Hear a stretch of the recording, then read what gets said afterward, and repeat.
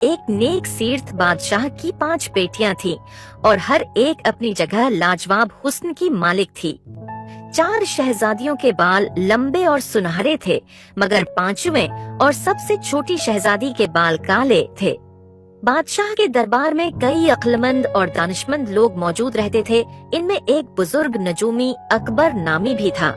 इसकी पेश गोई थी कि 4 सुनहरी बालों वाली शहजादियां मामूली जिंदगी गुजारेंगी, जबकि मलका का मानना था कि उसके खानदान में सुनहरी ज़ुल्फ़ों वाली शहजादियां बहुत खास होती हैं, इसलिए उनकी तकदीर मुनफरिद होगी। नजूमी अकबर की ये बातें सुनकर मलका अक्सर फिक्रमंद रहने लगी, मगर जब उसके यहाँ 5वें काली और घंघरियाली ज़ुल्फ़ों वाली शहजादी पैदा हुई तो उसकी खुशी दीदनी थी। जैसे ही अकबर ने उस नन्ही परी को देखा, फौरन गवया हुआ, ये बच्ची 7 सल्तनतों की हुक्मरान बनेगी।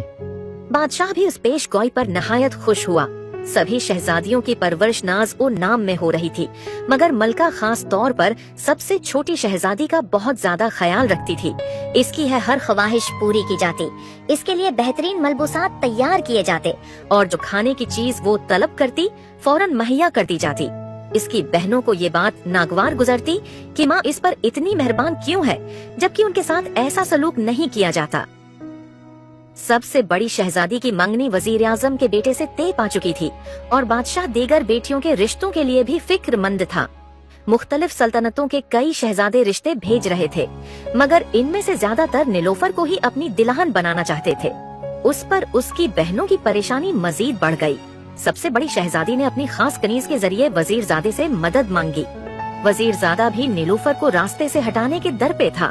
चुनांचा वो इसी शाम अपने एक खास दोस्त को साथ लेकर जंगल में पहुंचा, जहां एक उम्र रसीदा जादूगर रहता था।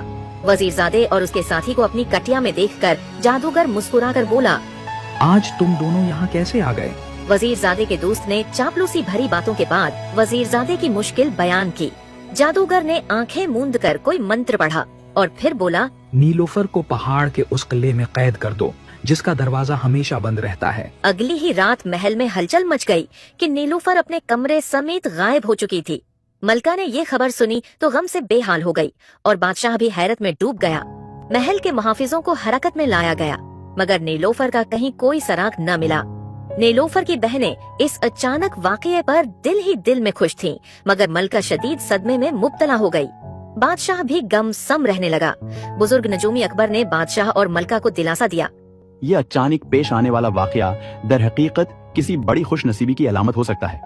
मगर वालिदैन को क्या तसल्ली होती, वो तो अपनी बेटी की खैरियत जानना चाहते थे। अकबर ने अपनी रूहानी नजर से बताया कि नीलोफर एक ऐसे किले में कैद है जिसका दरवाजा हमेशा मुकफल रहता है और वहाँ शैतानी ताकतों का राज है, जहाँ आम आदमी का पहुँचना नामुमकिन है।